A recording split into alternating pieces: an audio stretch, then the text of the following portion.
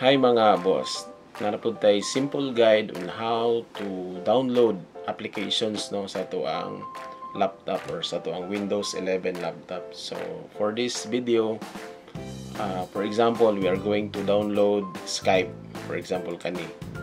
So i-click lang na to ang Google Chrome mga boss. So always good ta mo agi og Google Chrome para sa tuang mga applications. So type natin diha google.com. Then under there is a search bar sa Google mga boss. Type diha Skype, for example, Skype for Windows. So naana siya mga options automatic mga boss no. Select lang ning Skype for Windows 11 since Windows 11 man ang atuang operating system. Okay, select. Then so first kani mga boss i-click na to ning download Skype for mobile or desktop. So under diri sa iyang window mga boss naa siya Skype for desktop. So naa diri Skype for Windows 10 or 11. So select na to diri sa iyang options. Drop down lang mga boss. Select Skype for Windows.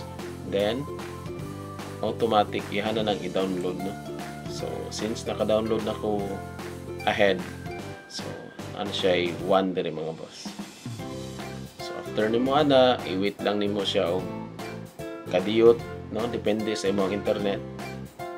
Then after mahuman na siya og download, i-click lang nimo siya mga boss open. Okay? So iya pa nang i-load. So automatic iyahan na kang pa-installon og Skype. So for example mo naka-install naman ko ani mga boss, di lang na ako sa ipadayon.